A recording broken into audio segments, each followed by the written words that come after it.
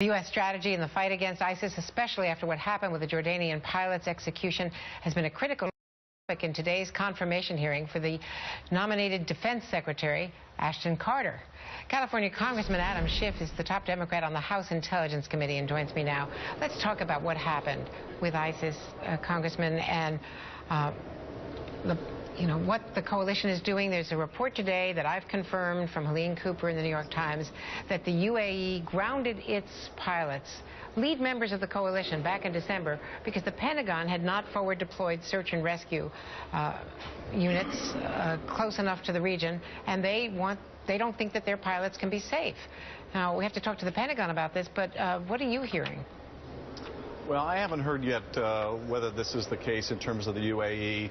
I think you're going to see a couple reactions come out of this terrible, brutal murder. I think with respect to Jordan, you're likely to see an intensification of their air campaign and their commitment to battling this evil foe. With others, it's going to make them more nervous in terms of their pilots. And even with respect to Jordan, it's obviously going to be a continuing vulnerability. And we have our own people in harm's way, we have to understand, in Iraq and Syria. So this has been a grave concern all along. It materialized in the worst possible way in Jordan. And we can only imagine what the family and the Jordanian people are going through right now. But I think the overarching impact may be a consolidation of opinion within the Arab world that this cancer really needs to be extricated from their midst. Well, in fact, according to my reporting, that is the view in the Arab world, at least among the allies in this partnership. But they feel that America is fighting this war with our hands tied behind their back.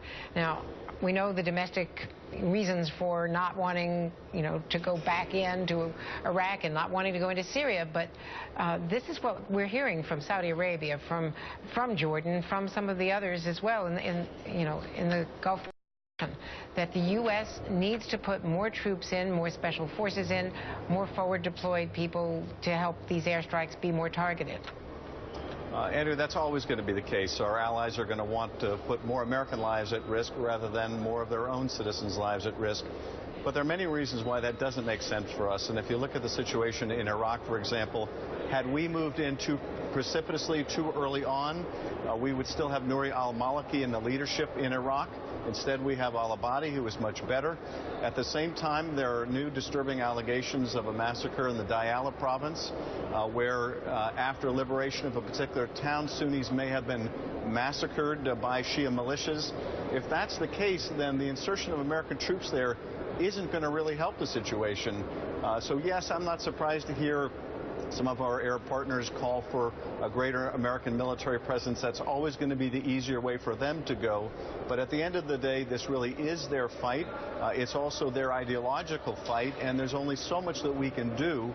And I think we also have to be concerned about taking steps that would be counterproductive, because it removes the obligation from them to step up their war efforts. So if that's the case, is this going to continue to be a stalemate with ISIS grabbing hostages, executing them brutally, grabbing more territory? And why would the president claim in the State of the Union that we're winning this thing? Well, I don't think it's going to continue to be the stalemate. And I think in Iraq in particular, we are making progress. We've made progress in the Kurdish areas with the aid of the Peshmerga forces.